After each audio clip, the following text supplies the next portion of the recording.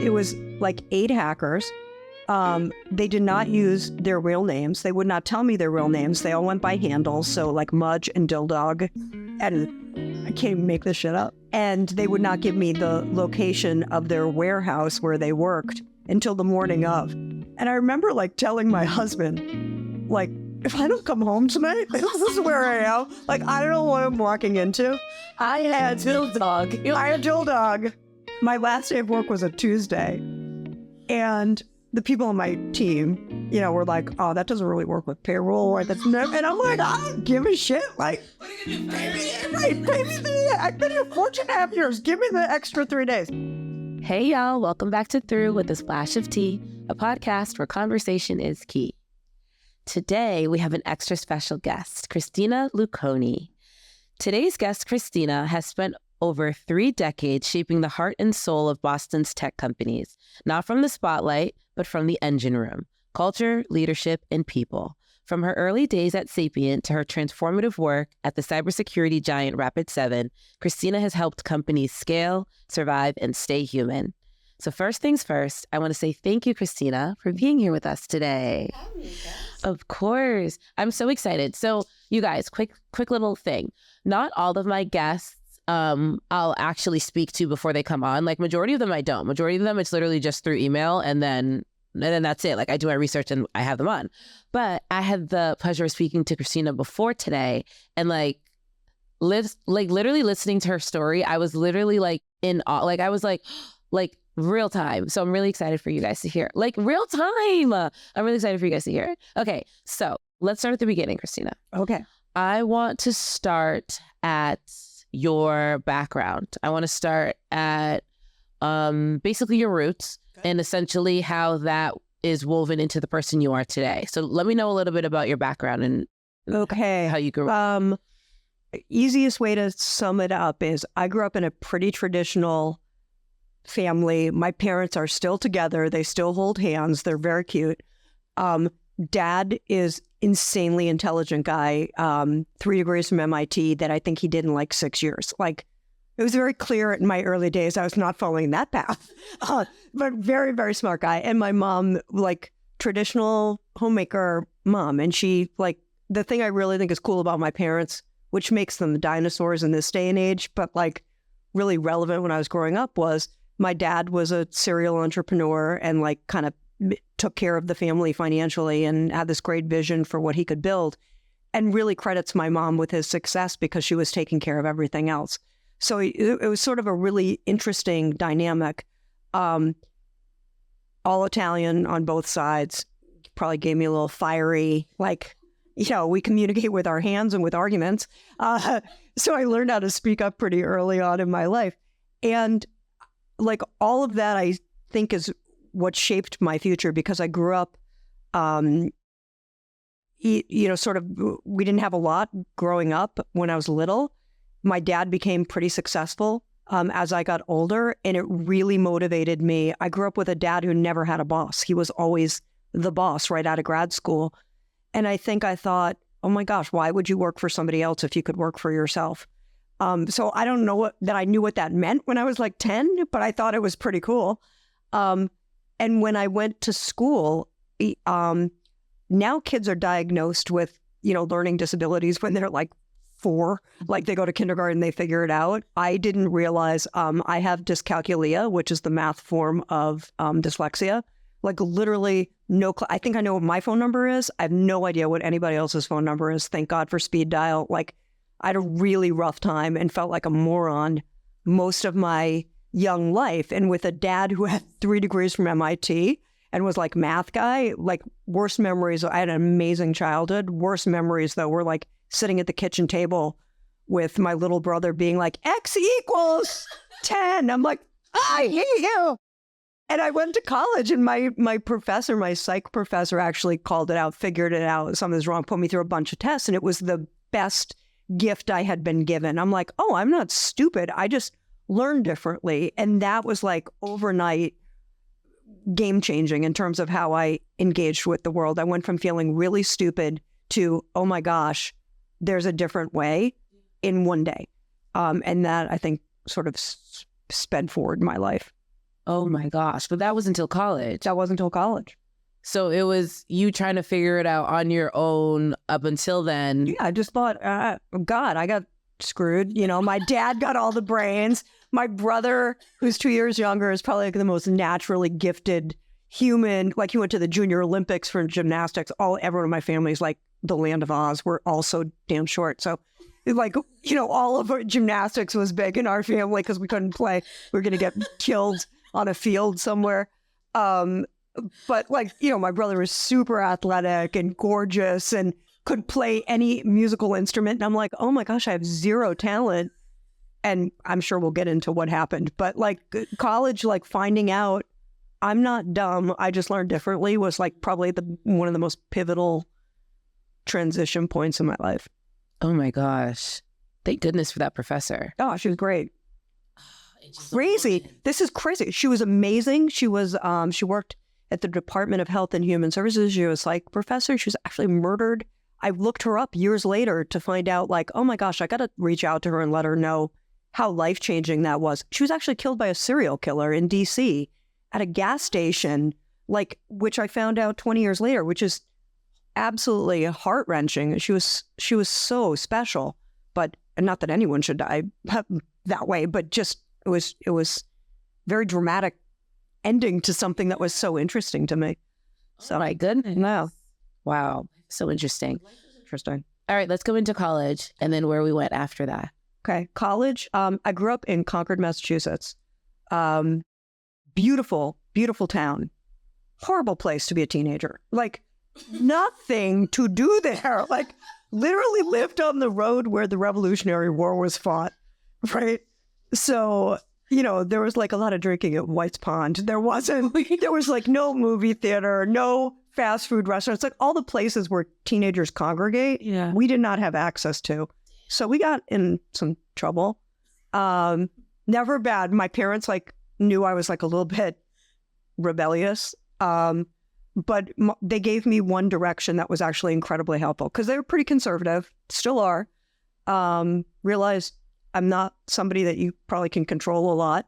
So they gave me one very definitive thing, which was never end up in the police blotter, which was like the police section of our town paper. And they didn't even have to explain what that meant. I thought, oh my gosh, if you end up in the police blotter, like you pushed it. Yeah. So it's like I did dumb stuff, but nothing that would have ever gotten me arrested. I was stupid. Yeah. So yeah, I had boundaries. I was rebellious with boundaries. Never missed curfew. But I did what I did before curfew. We won't talk about, just in case my parents ever listen. So yeah, college was great, but because I grew up in such a like beautiful, lovely town, zero diversity, like I thought, get me out of here. There's got to be more to the world, and I want my world to be big, not small. And I've got to imagine the people that live here had a bigger life before they settled here, but I got to leave. So I went to school in DC. I went to George Washington, which was like the polar opposite of the town I grew up in. My dorm was across the street from the World Bank. I was within a block of the White House. We had, you know, massive crime going on there. This was, you know, in the late 80s. So it was awesome. Like, it was just awesome. I just saw so many different people, so many international people. The mix of kids in my class was like so different, and it just got me on a path of like, oh my gosh, I want to see as much of the world as I can. I think people are fascinating. I'm absolutely fascinated by human beings. You and me both. It's like a glimpse when something like that happens because I originally came from a small town and then I moved to a city when I was about like 10 or 11. And when you go, it's like such a juxtaposition because you're in like this bubble, this pod, and then you get into like a small, like a microcosm of the real world. And you're like, whoa, this is what it really looks like. Right. This is crazy. This is cool. This is amazing. This is so many different ideas, so many different minds, so many different cultures and backgrounds. It's like Pandora's box opens and you're like, I need to see more of this. Like, I need to digest more. Yep. Why did you choose DC for college? Honestly, because it was a good school. it was in the city and I could go home for holidays. Like it wasn't so far away that like it was reasonable. So it seemed different. But yeah, that was good. Not big into the politics, especially now. But back then, like I'd worked at a law firm just to make money when I was in school, and it was literally right past the White House. And I remember walking down Pennsylvania Avenue, and it's like the issues aren't that different than what they were back then, right? There were Arab kids on one side of the street and Israeli kids or Jewish kids on the other side. And a lot of them were like friends from classes. And I would literally walk down the middle of Pennsylvania Avenue because otherwise they'd pull you onto their thing. And then you're like pissing someone off, right? And I had friends on both sides. So I'm Switzerland. Yeah. Smart place to be. Okay. So where are we? We're in college. Let's talk about what you decided to major in and what your college experience was. It was good. I studied psychology. I thought I would go into some clinical work. So much so that, like Concord, as I mentioned, I did not get into this kind of trouble, but there were kids when I graduated from high school that were already in rehab. And I thought, okay, I think I have a fascination with people. I want to know why these kids have grown up in what are seemingly really good families and a really good town, and we had access to like privilege across the board, amazing education, et cetera. And yet somehow by age 18, they're like, their world has gone to hell. And drugs back then were not the crazy stuff now that's like being manufactured, but like there were kids with coke problems and definitely alcohol problems and stuff. And I thought, well, maybe that's where I'll go. So college for me, my first 2 years of college, what you learn from me in this next little bit of time is I tend to go all in. If I'm interested in something, I will go all in on it. My way of going all in on it was if that's what I think I want to do, then I can't drink or do anything because I have to understand what it's like to give up that. Now, that was really naive at the time because I did not have a drinking problem. So like it wasn't a lot for me to give up, but it is weird for somebody in college to like literally not drink at all. I like just didn't. And then to make it more interesting for myself, I walked like 2 miles back and forth about 3 times a week to go to AA meetings in Georgetown. I couldn't participate because I was not a member of the community, but they let me sit there and listen. And I did that for 2 years. I don't even know how many meetings I went to. I always smelled like cigarettes and donuts, but I just sat and I just learned a ton. And then 2 years into it, I have such respect for people that embrace that program and find sobriety. But I think 2 years into it, I thought, oh my gosh, I don't think I can do this. I think that I will probably never, as empathetic as I can be, I've never walked in these people's shoes, really. I've never had an addiction problem. In fact, I have an anti-addiction problem. If I see myself gravitating towards something, I'll actually immediately stop doing it. Like I won't eat ravioli. If I eat too much ravioli, like I will not eat it for 3 months because I'm like, I got a problem. So I sort of got out of my sophomore year in school, went home, had an existential life crisis and said like, what am I going to do with my life? I thought I was going to be a counselor. I don't think I can do that. What am I going to do? And I had this really great conversation with my dad who said, hey, there's this thing called human resources. That was very newfangled at the time because it had just come out of the world of personnel. But he's like kind of the intersection of psychology and business. What I think he was really saying was like, kid, you need a job out of school. But I thought, well, okay, like he knows business. Maybe there's something there. I got a job in Kendall Square, which is now like a big growing, entrepreneurial ecosystem. Back then it was MIT and the Marriott. There wasn't a lot going on there. Wait, I'm going to pause you right there. Yeah. Before we get too deep into the weeds. We need to go back to you attending meetings and you going all, because when you said you go all in, I was like, oh, she was. No, I went all in. But to attend meetings for 2 years and to really try and walk in the shoes and then to realize that, hey, I will never be able to do this, and allow that to be the thing that extracts you from the path that you've been on for over 2 years, right? Yep. You just, how difficult was that? What conversation was that with your parents? It wasn't difficult because I think when I figured things out, I just embraced them pretty quickly. I was more concerned about what the heck am I going to do now? I was only 20. It's not like life was over, but I thought, am I studying the right thing? What am I going to do with myself? So I just literally had a conversation with my dad, and then that prompted me to look for a summer internship, which I can go into. And that was the next big life-changing thing that happened to me. So college for me was more about figuring myself out. I don't really remember, I was never a great student. I learned much better with hands-on, just going to figure stuff out rather than being lectured to. So, and I had a great time. I made great friends, and being in DC was really fun. And I got to explore some pretty cool stuff, but I was just ready to get on with life. I was excited to start life. So hop into it. All right. So right after that is when came the internship? During school, I think, I can't even remember which year, but I guess it was before my junior year or my senior year. And I got a job at a little software company, and the software company went public during my internship that summer. And as only an idiot 20-year-old, with no experience could muster up, I thought, oh my gosh, if you get a bunch of smart people working together, and they have a great idea, and they can partner really well together, they can build something really special. And that seems really cool. And oh, by the way, you could make a lot of money doing that. That's what I want to do, right?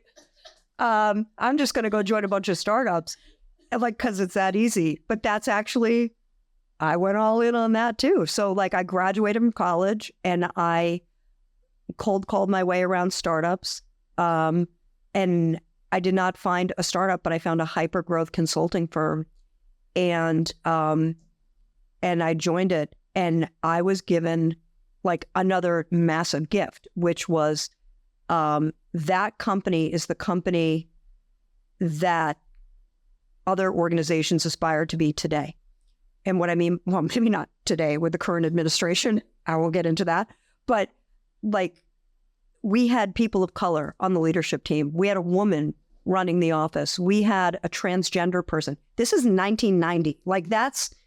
So I walked into my first real work experience this is totally normal. Look at all this that's how you build a business, because you got all these different diversity of mindset and life experiences, and isn't that great? So I thought that was totally normal. That was awesome. But the other piece was, because they made me so comfortable. I mean, I was 22 with zero experience. And what I learned very quickly was, if you are somebody that has a really good attitude and some aptitude and say, I'll help, your job description goes from this to this overnight, because there's so much help needed. We were growing so quickly. And I felt very comfortable asking a lot of questions. So I didn't feel like the lowest person on the totem pole. I just felt I was young, and I was going to suck up as much knowledge as I could. But I started asking a lot of questions. And one of my questions that has followed me through all these years was, why the heck do you call it human resources, right? My printer is a resource. A human being isn't. If we're trying to scale this thing really quickly, how could we possibly refer to people that way? What they should have said, or what most normal people would say, is Christina, shut up, go file, or do whatever I'm supposed to be doing and get back to work. And what they said was, why don't you go think about that? Why don't you go think about that differently? Thank you. 35 years later, that's what I've built my career doing. So I kind of keyed in really quickly on culture. Was not a thing then. It wasn't really a topic. So for me, it was just, how do you get people rowing the boat in the same direction? How do you get them all inspired around a mission to build something extraordinary together? And after 4 years, I had put myself through grad school, because you had to have a graduate degree to consult at that company, and I wanted to see it from the client perspective. So I went to school at night, did that for about 2 years. And then after 4 years, I thought, oh, I know so much now. I'm ready to go run the show on my own. It's like only the arrogance of youth. I'm like mortified I'm even admitting this. But that's what I did. And I found this very quickly growing startup in Boston called Sapient, which is now this like crazy large, huge thing. At the time, it was a startup. And the reason with my really sophisticated pitch, which was, hey, I noticed you don't have a people person on your website. If you're going to go public, you probably need that. That's sophisticated, but it worked. And I think it worked because everybody on the leadership team was in our 20s, which is like pretty common today, but it sure wasn't then. Like we used to dress up to look 25, not, 23. So like it was a really amazing time, but we grew that company. I think I joined when we were 150 people. We were 3,500 4 years later. It was insane growth. And I just went in with like, I think I know how to do this from a cultural perspective. Like we build all the other pieces, but this is where we start. And effectively, I'm a one-trick pony. I've been doing that for a lot of years now. So that's it. How do you successfully grow a company? Well, there's all the basic stuff, right? I think, people assume you have to have a great idea. You do. You have to have some funding. You have to have a lot of luck. I mean, sometimes the stars have to align. But I believe that if you look at, I think there's that stat that's like 9 out of 10 startups fail. 50% of those fail because of human issues, right? It's not about you didn't have a great idea. It's either you have crappy leadership and you don't know how to like build the right team. You've hired the wrong people. You're not all aligned on what it is that you're trying to create together. So for me, all of that sits, if you think about like building a company, like you might build a house, as you grow your family, you might add an addition. You might change the wall colors. You might rip out the carpets and put in new flooring. You can do a lot of stuff as that house is continuing to evolve. But what doesn't evolve is the foundation, right? You have to put the house that you're building on solid foundation. That solid foundation for me is culture, and sort of understanding who you are and who you aspire to be, and then weaving that into every element of the employee life cycle. That's how you build a company that'll scale. This sounds really touchy-feely, but like for me, that's scale with soul. You can scale the company, but you can like make it an amazing company. But you have to just be really disciplined about it. It's not easy, but it's worth doing, I think. I agree. What happened after Sapient? Or how long were you there first before? I was there for 4 years. So huge growth while I was there. Not to get overly personal, but I was married at the time. I really wanted to have kids, and I was traveling around so much. I thought I should really probably be in the same state as my husband if I want to try to have children. Ironically, I didn't. God, I had some medical intervention, and we did not need to be in the same building. But look at that. Funny how that works. But I left, and it was great. But I think I learned a lot too. I mean, Sapient was like all consuming. I went all in. And just, it was my life. It was my social life. It was my work life. It was everything, because there were all these people my age trying to build something really cool.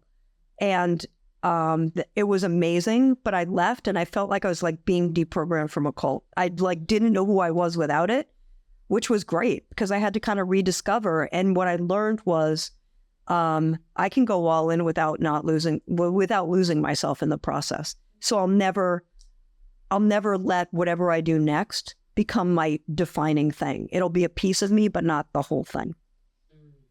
And I think that's a lesson that can only be learned having been through it. Yeah. Having done it, giving something your 100%, and then being outside of that and being able to take a look at it like, I shouldn't have done that. Right. But I'm happy I did, because I learned a ton. Yeah. I learned a ton. Okay. All right. So after Sapient, where did we go? We stayed home for a little while. I decided I wasn't pregnant yet. I decided I would take a little bit of a break. I started consulting a bit, but I also started a hand-painted kids furniture business. I was like so burned out that I thought, oh, I'm going to exercise a different part of my brain. And I can paint a hell of a mermaid. If you ever need a rocking chair with a mermaid on it, I'm your girl. But I did that, and it was like fun. But I probably made like 10 cents an hour because I was like so detailed about it. And it would take me like 20 hours, and I'm sell it for $200. You're like, oh God, that was like not going to pay my bills. But so consulting paid more, and I decided I'd kind of go it on my own. And then I ended up getting called by a venture capital company, and they said, hey, we have this idea. We are thinking about giving $10 million to this group of hackers. Now, this is in 2000. So like nobody knew really what cybersecurity and hacking was back then. Now it's all over the place. Trying to explain to my mom what the company did was like pretty rough back then. And now she's like, Target had a breach. Like it's like the world has changed significantly. But they called and they said, would you be willing to make an assessment of whether or not we should invest in this company? And I went, it was like 8 hackers. They did not use their real names. They would not tell me their real names. They all went by handles. So like Mudge and Dildog. And I can't even make this shit up. And they would not give me the location of their warehouse where they worked until the morning of. And I remember like telling my husband, like, if I don't come home tonight, this is where I am. Like, I don't know what I'm walking into. I had Dildog. Dildog has gone on to be very successful. But I walked in and it was like 10 o'clock in the morning and they were drinking beer and watching porn. And I thought, who's investing in these guys? Like, what the hell? Literally by the end of the day, I called the VC company that had asked me to go in. And I'm like, not only do I think you should invest, I want in.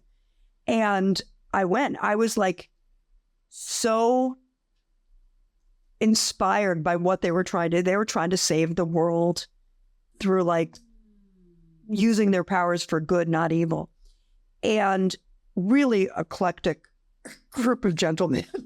But they went on to be like, so I was like the best man in Mudge's wedding. Like it was a really interesting group of people, and we built something really cool and did that for a couple of years. And I got pregnant literally the month we launched the company, which startups and babies are like not a great mix, but made it work.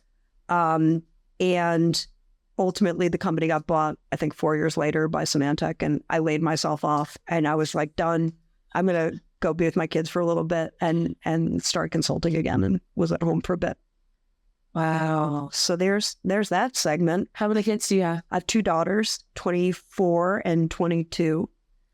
How is it raising girls? Awesome. Yeah. Awesome. I very candidly, they know this, when I got pregnant, both times I'm like, I want a boy. Boys are going to be easier. Nope. So I got 2 girls and they are magical. I love my kids so much. I think they're really close. They're really different. I'm glad they're different because it makes for a really interesting parenting challenge. And I love them in my life. They're the best part of my life. I love that. I love talking to people that have such like a intense career journey, career path, and that are also parents. Because it's like you guys take on 2 full-time jobs and you just run with it. I got really lucky. When we were talking about my parents and like how I grew up, I think I had amazing role models. The challenge was I tried to combine like the best of my mom being an amazing mom and my dad being this amazing business person. And I tried to become the intersection of both of those. It worked, but it like that was pretty tough. In the middle of it, like I got divorced 12 years ago. So my kids were probably 10 and 8 at the time. And I had just started at Rapid7 and I had this big new job and I knew we were like on an IPO push and it was going to be really tough. And I thought, okay, like I had a really big conversation with myself and thought, okay, here's the deal, kid. You're like, you've got, you can't do everything anymore. My ex-husband moved to a different state, started another family. No shade on him, but like he wasn't present. So like I knew I was going to be in it mostly on my own. And I thought I can only do a couple things well. So I indexed on being the best mom I could possibly be, which meant for me, I'm going to show up at everything that's important to my kids. Like I will go to that damn Recorder concert. I don't want to, but I'm gonna. I will show up at their games. I will show up at their school plays. Like I will be present for them. And I don't want them to ever feel like they're paying the price for the choices that have gone on. And the other piece is I'm going to double down on work because obviously it pays the bills. But I love what I do. So I'll get something out of that. And also my social life is probably going to suck for the next decade. Because if I'm focusing on the kids and work, I'm not going to have a lot of extra time. And I loved so many of the people that I worked with that there was that element of social. So for me, that being really, really intentional about that choice paid off huge. The one thing that I think made it work, though, was I also in that moment made myself or had the conversation with myself about like, do not be resentful about this choice. You're making this choice. You're being thoughtful about it. Someday things will change. Your kids will go off to school or leave and you'll get a life back and whatever, but don't resent the decision that you made because you're doing it for a purpose. And that really helped. That really helped. And I'm not gonna lie. It was a tough decade to try to do all of that, but it was worth doing. Like I feel really fortunate. My kids have turned out to be pretty great human beings and I had a great career. So like it's all paid off. Yeah. Sometimes when you're in the thick of most of the times when you're in the thick of it, you're just like, this is so tough. This sucks. This is really hard. But keeping an eye out for like the lighthouse, like I just got to keep going. And then now look, you have amazing kids. I got amazing kids. I got a great life. I have a great life. Yeah. You can tell. You like exude, I have a great life.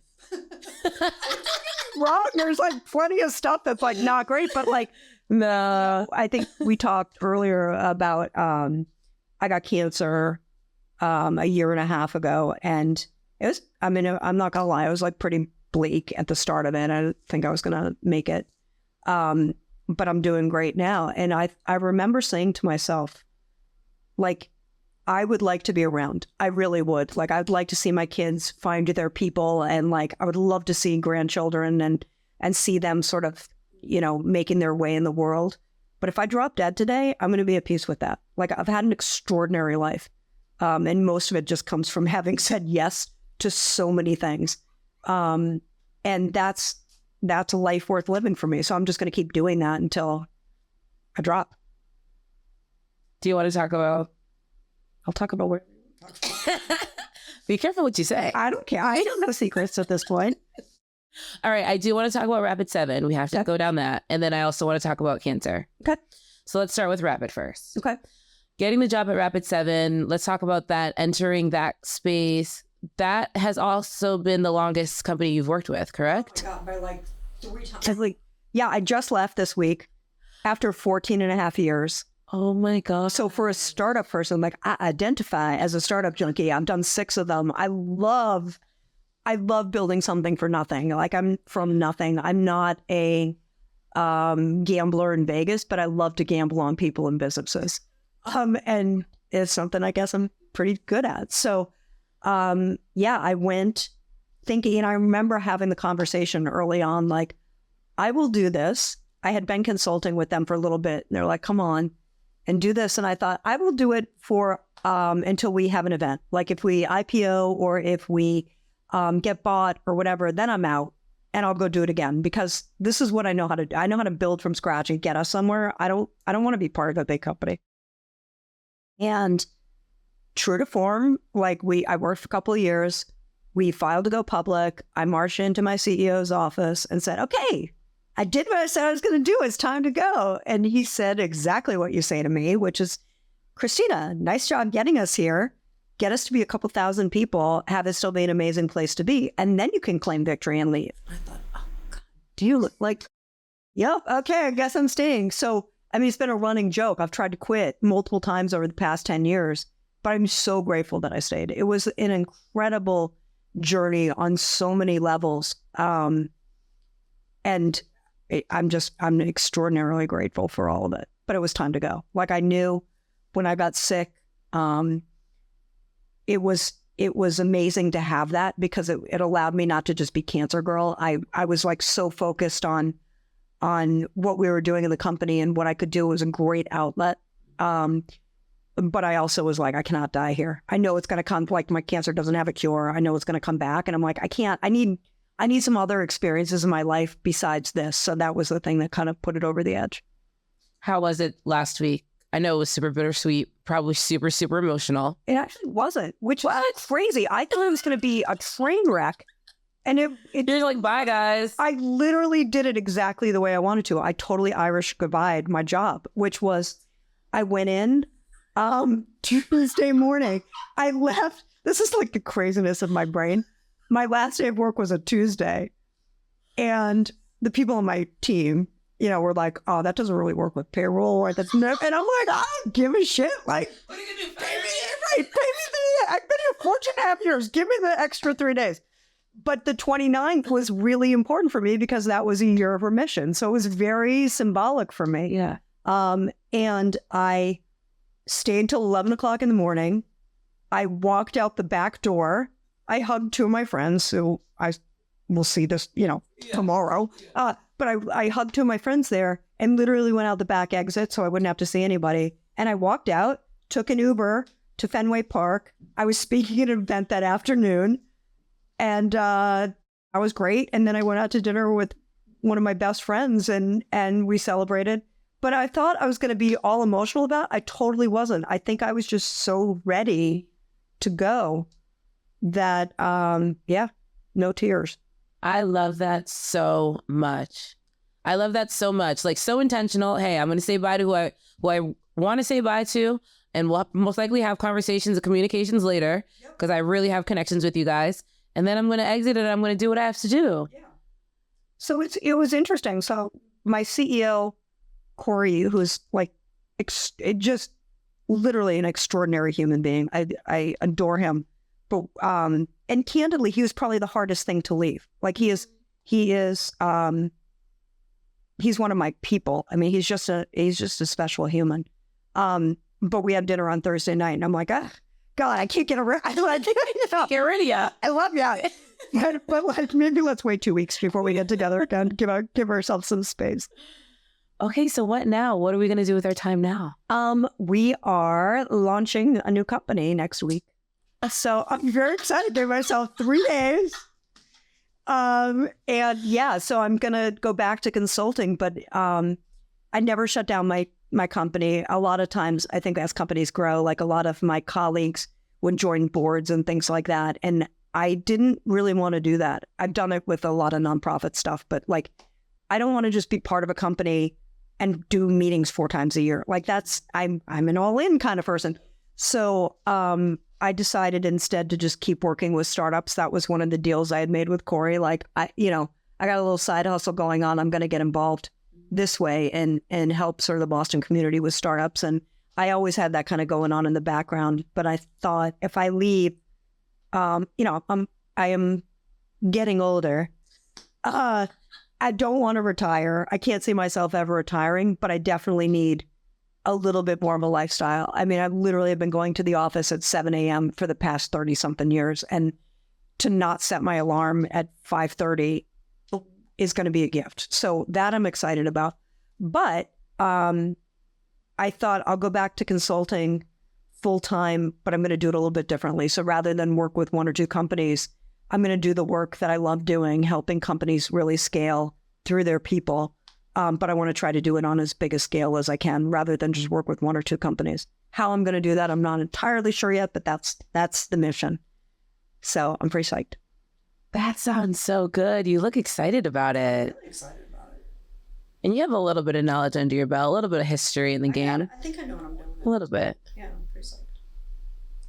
I'm excited for you. Okay, so is the company up and running yet, or are we still in the beginning stages? No, it's like ready to go. The website, I'm waiting, like literally I'll check the website to see if it's done. Like, we're trying to launch tomorrow. It's probably gonna be Tuesday, just because we're waiting for a little bit more stuff. But yeah, the content's done. I'm working with somebody that worked with me for 5 years at Rapid 7, and she left. She left a couple of months ago and said, hey, if you're going to do something on your own, like, let me know. And I thought, like, Courtney, I love you, but you're amazing. But like, I'm still working. Like, I can't pay you. And I said, but if you want to start working on some of this content or whatever, like, I can throw you some money if you want to help. And she was amazing. Like, I knew she was amazing, but I thought, oh my God, I can't do this without her. So I put in my own money to get it started and up and running. And yeah, she's doing it with me. So I'm really excited. Oh, that's going to be so good. That's going to be so good. And especially after you just closed a huge chapter. Like, Rapid 7 was 14 and a half years of your life. And then now it's like, okay, we're done with that. And you knew you were done. Like, yeah, but clearly I'm definitely missing a chip. Like, I thought I would be mourning Rapid 7. Like, I'm not. Like, it was an amazing, amazing part of my life. But I think one of the things, that stupid expression, with age comes wisdom. Like, I am really wise right now. But I've lived through so much stuff, and I feel very fortunate that I don't like dwell on stuff. I just kind of, like, with every bad thing, life is not a straight line, right? We're all going to hit bumps in the road. And I think it's how you respond to the bumps that makes you who you are. And some of the best things that have happened in my life have come from those bumps. So I am taking everything amazing about Rapid 7 and just putting it behind me. It was an incredible thing. I learned a ton. I met amazing people. I'm proud of what we built. Next. Now it's like, okay, that was great. Now can I go be successful on my own? Like, a new challenge. I love challenges. Yeah. And a new journey. You're on that one for as long as you needed to be. Yep. All right, let's talk about cancer for a little bit. Okay. Getting the diagnosis. Do you want to talk about that and like how that conversation went? Or yeah, it was interesting. I had been in Italy with my parents and my children, which, as a sidebar, dear Lord, that like love. That really triggered it actually. Right. Trying to like manage the needs of 80 somethings and 20 somethings like made me want to put a bullet in my head. But if I look at the glass half full, it was really wonderful to be able to do that with my family. But oh my God, never should have left them. I should have walked away. That was a lot. That was a lot. But I was flying home and I had gotten sick. It turns out I had pneumonia. But I was on the plane flying home and was coughing a ton. And since we live in the age of COVID, I thought, oh my gosh, like I could be very respectful. So I literally like sat in fetal position, coughing into my arm for 7 hours. Oh. And I got off the plane and I limped off. And my kids are like, Mom, like, what is wrong with you? And I think I literally said, I think I pulled a muscle in my butt from sitting weird for 7 hours. That made sense to me. And that was on a Saturday night. And by Monday, I was in massive pain. And I called my doctor, which I never called. And I said something like I pulled a muscle, something. She's usually like sent me a lidocaine patch. Okay. It wasn't working. And by Thursday morning, I literally got wheeled into her office in a wheelchair. My daughter found a wheelchair in the garage of the hospital, wheeled me in. And my doctor's my age and she's a friend. And she looked at me and she's like, girl, you look rough. And I was like, I know. Like, what is wrong with me? I pulled muscle, but like, this is not good. She's like, I'm going to take blood just to be safe. And sent me home. And I got a call probably 2 hours later saying, I want you to like stay calm, but I need you to get to the emergency room immediately. And I'm like, for a muscle pull, like, come on now. And she's like, you're in renal failure. And I'm like, isn't that your kidneys? Like, what are you talking about? I just went to the bathroom. My kidneys. She's like, I need you. Can I go tomorrow? She's like, nope. Like, and she was really, I give her a lot of credit because she was like, try not to freak me out. But she's like, you're about to die. Like, it was literally that bad. Like, my kidneys had shut down. And I found out like after the fact that if I had not gone to the doctor that day, I probably would have died in bed that night. Very dramatic. But so we went to the hospital. My kids drove me, and God, they were home for the summer. My oldest had literally just graduated from college. My youngest was home for the summer, so they were staying with me. They drove me to the hospital, and to Mass General. We went into the emergency room, and they're like, "Are you Christina Luconi?" Yes. They're like, "Girls, go home. You come with us." And I thought, oh, something's not right. Like, when have I ever been in an emergency room where I haven't sat here for 10 hours? So they literally wheeled me back. 2 hours later, they said, "You have cancer. It's called multiple myeloma. It's a blood cancer. Never heard of it. I had no idea what that meant." And 2 hours after that, I was hooked up to chemo, and I didn't leave the hospital for like 3 weeks. And it was a gift. Everything about it was a gift, because I think I didn't have to sit around waiting for tests. I knew immediately. I didn't have a lot of decisions to make about treatment. They were already like, "This is the path you're going to go on." And I just remember the question that I asked was like, "Am I going to die?" And they said, "No, we have a plan to get you back. You're going to be okay." As soon as I heard that, I'm like, "All right, game on. What do we need to do?" And multiple myeloma is weird. It's a blood cancer. It affects your kidneys and your bones. So that muscle pull, that lidocaine patch wasn't working because I had a broken pelvis. And I was walking around on it. So that's why I couldn't walk very well. But my kidneys had completely shut down. I was on dialysis for a couple months. Now they're great. And my bones, like, really, it looked like, you looked at a scan of my bones, it looked like Swiss cheese. I mean, they had completely gotten eaten away. And it was a long haul, but it was right now I'm okay. So it will come back. But for right now, I'm in remission. I feel great. And I'm taking all the wins that come with it. Should I ask you about first thoughts when you got told that you had cancer? Do you remember what went through your head? Yeah. What am I going to say to my kids? That was like the only thing. Am I going to die? And how do I tell my kids? So I remember I think one of the first calls I made was to a friend of mine who it was a single parent who had cancer. And I remember calling him and saying, "This just happened. How do I tell my kids?" And he was great. I mean, he was super helpful. But yeah, after that, I was fine. I was fine. Did it make you nervous for work? For being no? No, this is crazy. Like, I remember being in the hospital, and Corey, who's like going to be a theme through this whole thing, he was my CEO, awesome friend. But the company had its only ever layoff that summer. So this happened in June, and we knew we were going to have a layoff in August. Corey shows up in my office. I mean, in my hospital room. And, I look like I got hit by a bus, right? I mean, like, I'm hooked up to everything. I've got a port. I'm in, a really sexy Johnny. And he walks in with a box of donuts for the nurses and wipes off my chemo board and starts like, "Okay, so we have to have a layoff, and this is what we're going to do." And we were like, this did not occur that this was weird to either of us until I can't remember, it was a doctor or nurse walked in. They're like, "What are you two doing?"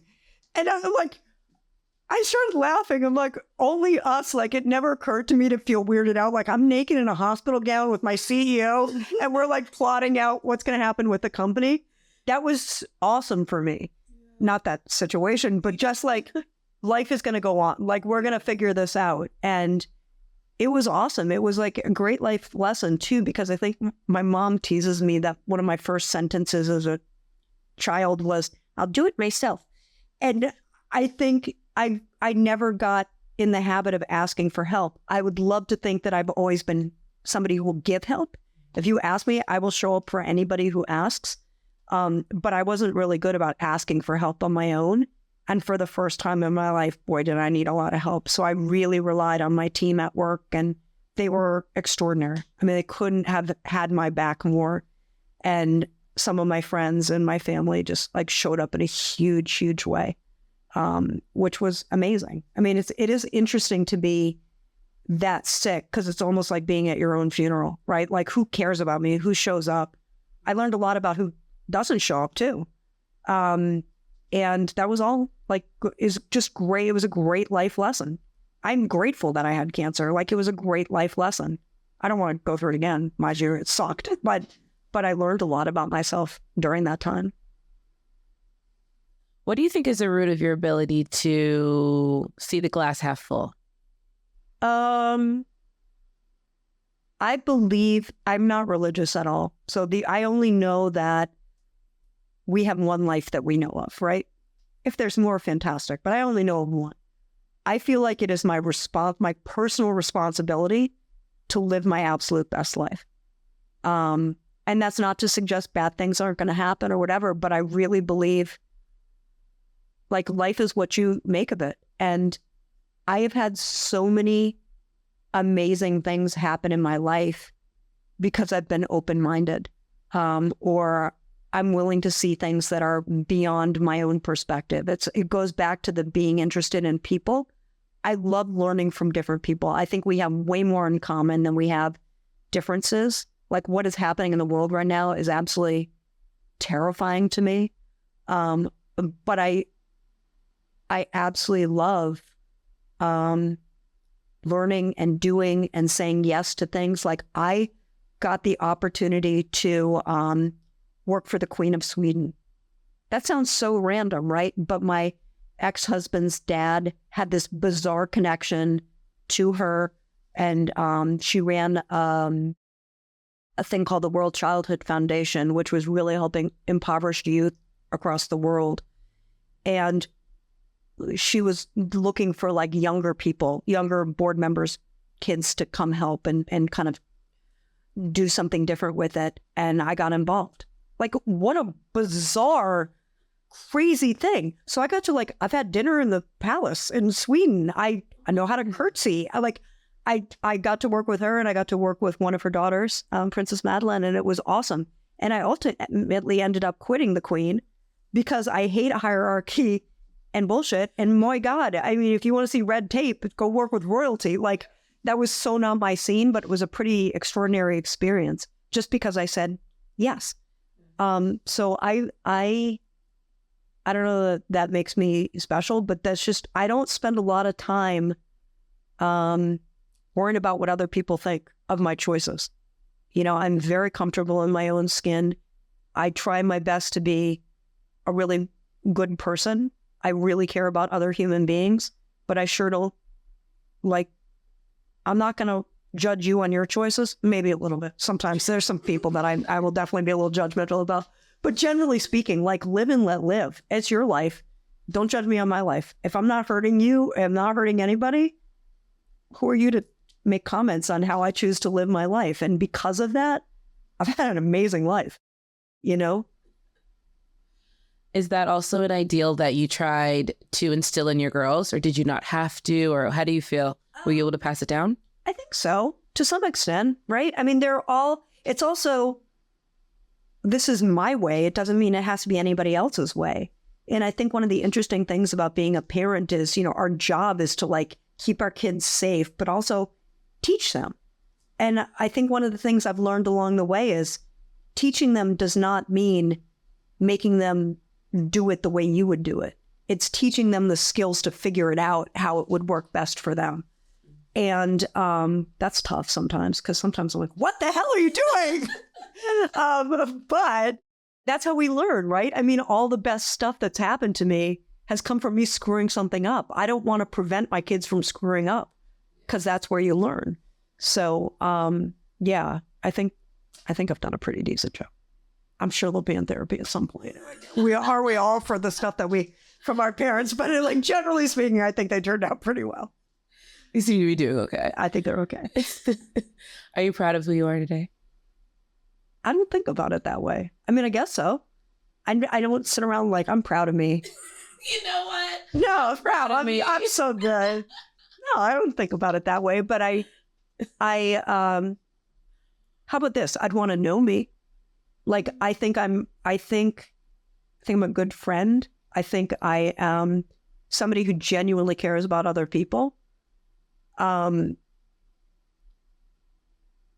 I think I am in my best when I'm thinking about things that are outside of myself. right? We can all get so, it's all about me. I don't want it to be all about me. Like, I happen to be pretty decent at something from a work perspective. I am most proud of the fact that I have been able to contribute to building companies that have been remarkable places to work for people. Like, my goal was always to go in and have people say when they're old and they're talking to their grandchildren about their careers, and they say, I worked at company X and it was the career experience of my lifetime. It's where I learned a ton. I grew. I worked with amazing people. We accomplished these incredible things together. I love that I've been part of creating that narrative for people.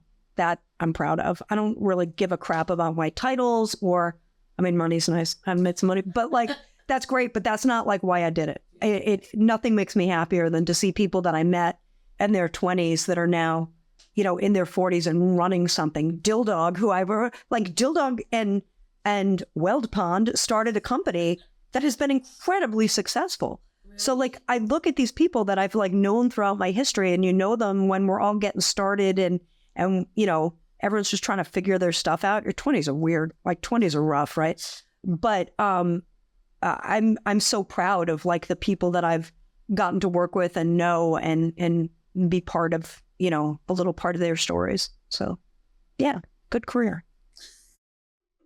Good life. Good life. Good life. All right, we're gonna get into my final question. Okay. So I ask all my guests this. So I created this platform for people to learn about themselves, about the world, about everything. Like, knowledge is so important to me. So I want to know from you, what is something that you wish more people knew? And that could have to do with the world, yourself, just in general. What's something that you wish more people knew? If you don't believe in yourself, nobody else is going to believe in you. Right? I mean, I think I'm going to sound like a dinosaur right now. Like, I'm going to sound very old, but I think social media and all of that is like an amazing thing. There's a lot of like really great applications to technology.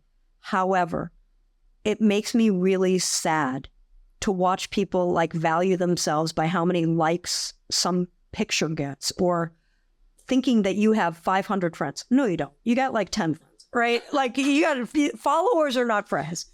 And I just watch so many, especially young women, like, get so hung up on stuff that's really, in the scheme of life, pretty insignificant. And I think they value themselves based on that stuff. And it just makes me really sad. So I think one of the things I've learned along the way is like, nobody's going to bet on me. To everybody before the age of 18, when I went to college, found out I had, you know, a learning thing. Like, I was just a cute girl who was not very smart. Like, that's how I framed myself. And God, I would have had a very, very different life if that's how I chose to believe in myself, or not believe in myself. And I think being able to like, oh, you're not stupid was like step one. Oh, hey, if you go into companies like, and give it everything you've got, even if you don't know a ton, in a startup environment, for me personally, it's not for everybody, but for me, you can like I had the benefit of doing things I had no business doing at my age, because I started asking myself, why not me? Like, I'm looking at these other people. What makes them any better at this than me? Because they went to Harvard? Like, okay, they have a better pedigree.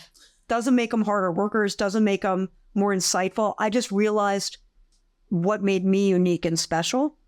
And then I just kind of went with it. But I realized, if I do not believe in myself, nobody else is going to believe in me.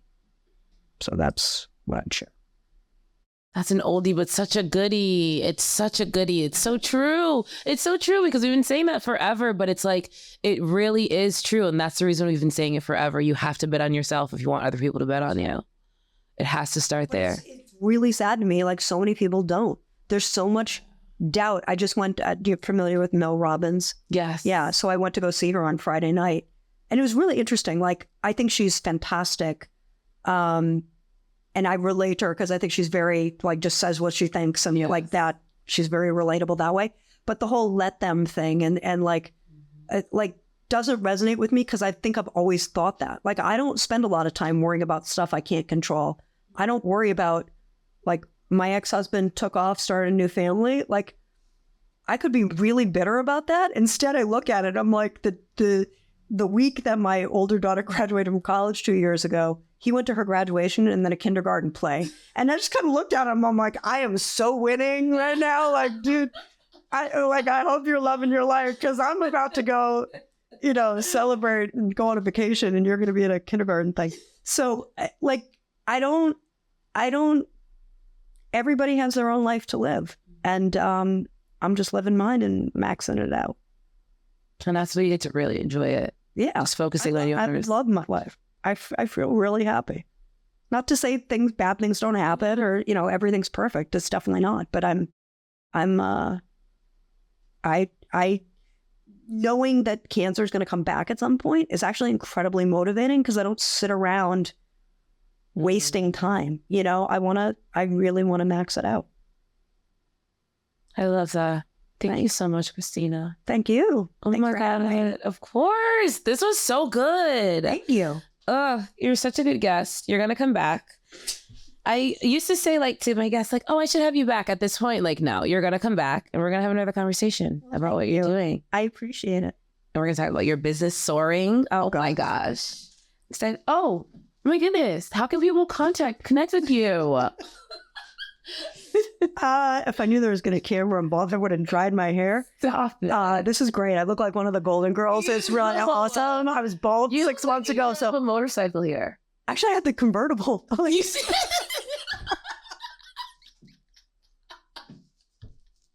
So a brush probably should have been something with this. But what was the question? How do people get in touch with me? Yeah. How do they connect with you? What do you want? Email?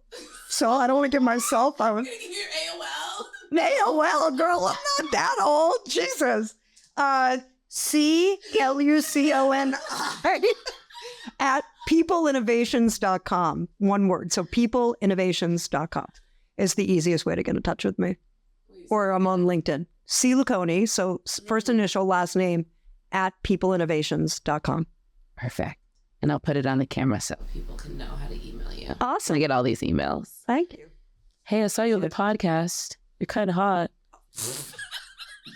Oh, well, if Brad gets listening, please, by all means, you can give him myself. I'll send this to him directly. Don't worry, girl. We can talk about that next time. How hard it is to get a date when you've got cancer and you're bald and you're 57. That could be a great hour of content. Oh, my Lord. Oh my goodness. Hey, you don't have a kindergartner. I do not. Just throw that out there. Thank you for watching if you watched. Thank you for listening if you listened. And you can catch Through with a Splash of Tea every Wednesday and Thursday. Bye.